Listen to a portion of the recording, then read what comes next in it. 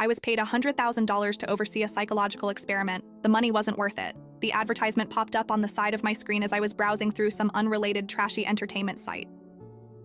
$6,000 for your participation in a clinical study apply online today. In all honesty, it looked like a scam. The branding was tacky and looked at least a decade out of date. The emphasis on the dollar signs was funny, and my instincts told me not to click on the little blue link to the application page because it was probably a phishing scheme.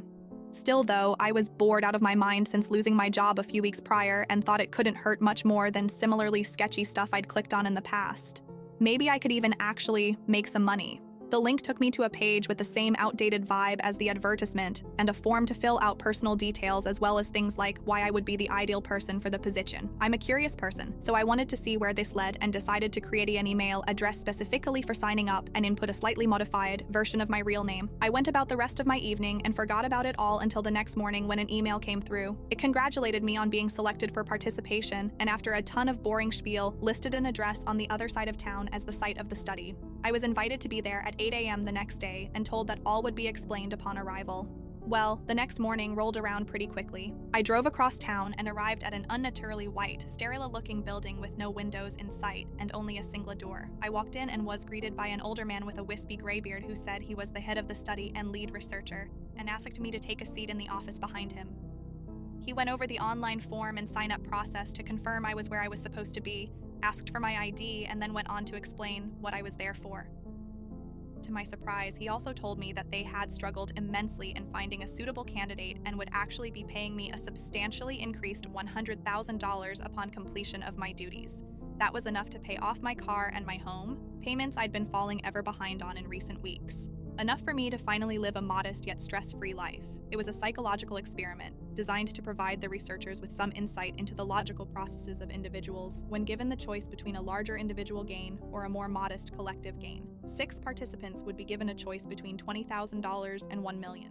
If every participant chooses the smaller but still significant gain, they all win. If only one participant chooses the larger amount, they win the larger amount and every other participant loses. If more than one participant chooses the larger amount, all walk away with nothing. All participants are made aware of these rules at the beginning of the experiment. At its core, it was an experiment on human selfishness and human togetherness, or even more simply, the proclivity of the human mind to gamble a smaller gain for a larger one. By the time it was all explained to me and I had signed the various consent forms and NDAs, it was midday and I was informed the experiment would be beginning. I was taken into an isolated room with camera footage of similar rooms presented on an array of television screens on the wall ahead of my admittedly comfy-looking chair. My role was to observe, nothing more. I was not introduced to any of the participants. I did not recognize any of them, and I was not involved in the logistics of the experiment in any manner other than watching those screens and noting down everything I saw. I was wished good luck. The door was quite oddly locked behind me, and the experiment began. Each participant had 2 buttons in front of them, one with the lower amount of cash signaled on it, and the other with the higher amount.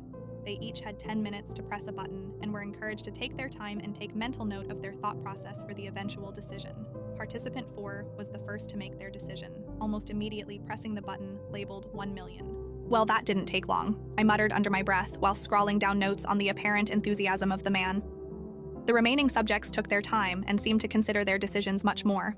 As I had suspected from their supposed hesitation, the others all elected to go for the lower, safer amount in a show of trust for their fellow participants. The 10-minute timer wound down to 0 and a loud buzzing sound played simultaneously through every screen I was watching. My eyes eagerly awaited any movement, but the participants all sat still and were also waiting.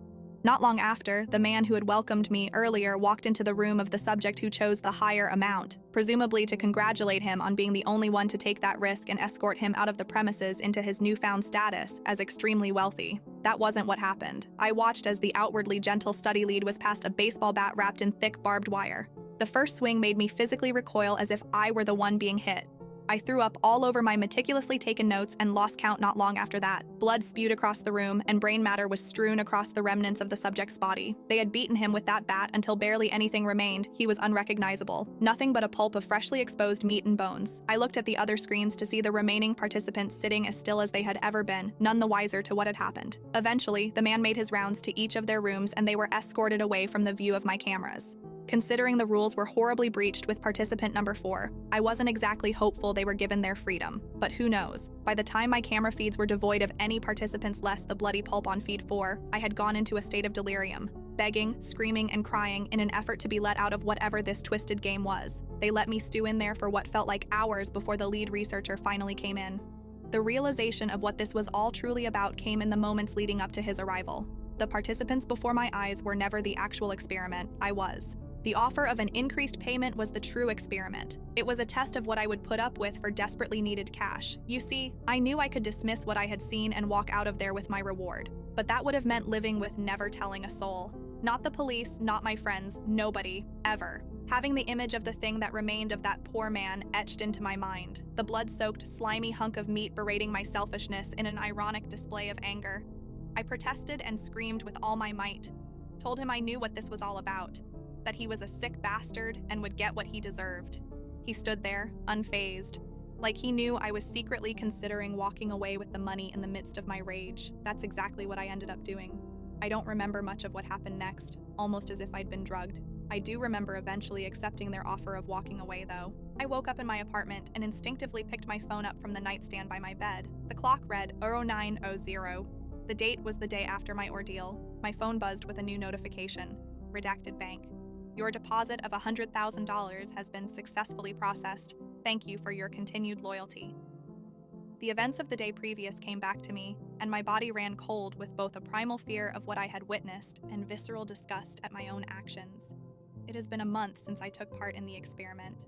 My house is now wholly my property, as is my car. I have a comfortable life, and my lack of employment will no longer be a problem for at least a little while. But I can't live with what I saw any longer, with what I did. I can't go to the police yet either. If they found my account to be true, I would be thrown in prison too.